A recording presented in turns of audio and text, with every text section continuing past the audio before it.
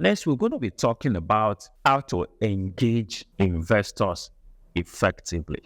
I'm assuming that now you have secured a date to go sit before an investor. How do you prepare yourself for such an engagement? That's what we're going to be talking about right away.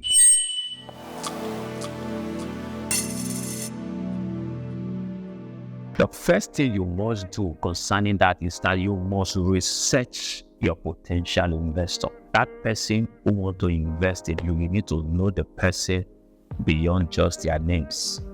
You need to know there are investors who are passionate about helping the girl child. There are investors who are passionate about seeing to it that this sector is vibrant. Possibly that's the sector they earn from and they want to support that sector. So you want to know what the vision, what the goal, what the drive of that particular investor is. If there's an investor whose drive is to make sure that he creates hundreds of thousands of jobs like the Tony Elumelu Foundation wants to do, you can't go and meet such an investor with an idea that has a very large capacity to scale, but we only require few numbers of personnel to drive it. Because this person's drive is about job creation, massive job creation. So this person may be wanting to invest on ideas that have capacity to create multiple jobs. So you see, a knowledge of that person's focus helps. Okay, the second thing you want to do as it relates to preparing yourself to engage with investor or becoming attractive to investor is that you must build relationship within the network, or you must build relationship and network within the industry where you play. There are business membership associations.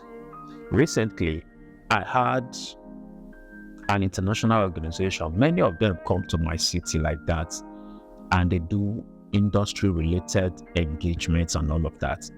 Currently, I realize that a lot of them are wanting to support businesses on a cluster basis.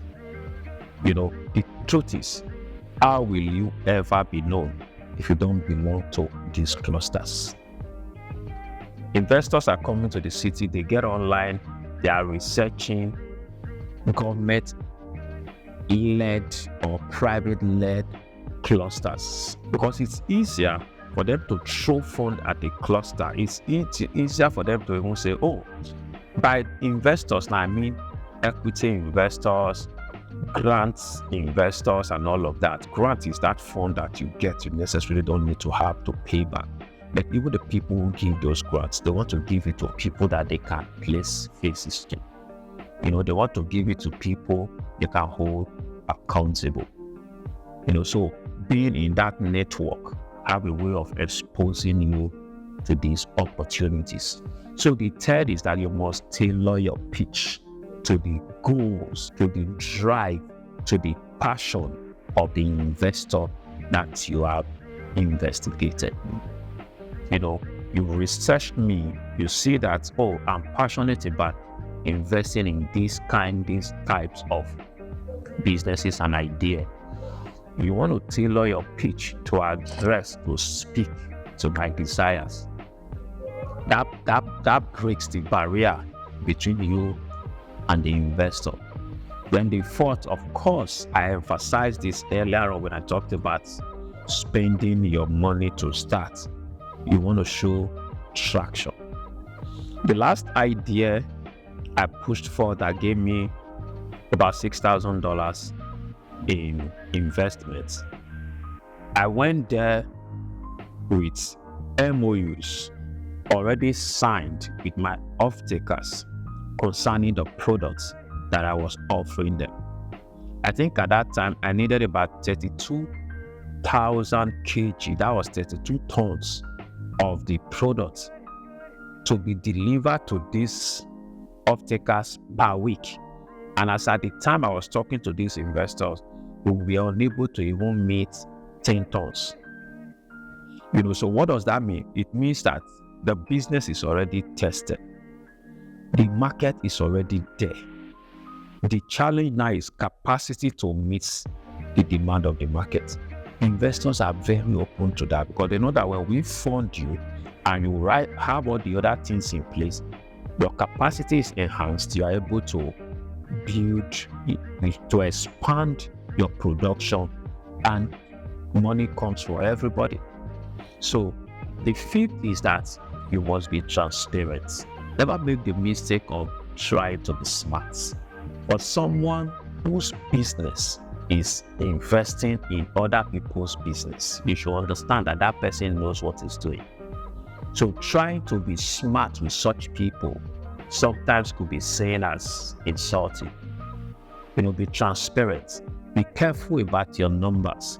I review people's proposals, I review people's value proposition and all of that within their businesses. You see somebody making elaborate projections. Do you know that for every projection you make, you are making a commitment to the investor that me and my team are able to do what is required to set these numbers within this time frame and make this amount of money? You want to be sure that you are speaking about the things that you can do.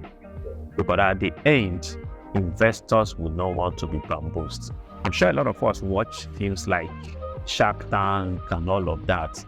I can tell you for a fact, majority of some of those deals that you see signed before the camera may end up not pulling through. Because at the end, investors will do their due diligence before they part with money. So you want to be sure that for every time you're engaging with an investor, you are open and you are speaking in transparent manners. I think here we'll be wrapping up this conversation about funding your business idea. If at this time you are yet to subscribe to this YouTube channel, I don't think you're fair to yourself and to us. Because I believe tremendously that what we're sharing here would have helped you put dots to your I's and cross your T's. So subscribe, and some of those books that we referenced in the course of my conversation, do well to help get them. They will help your business, and collectively we are able to optimize, hire more, earn more, hire more, and together we make our world a better place. Shalom.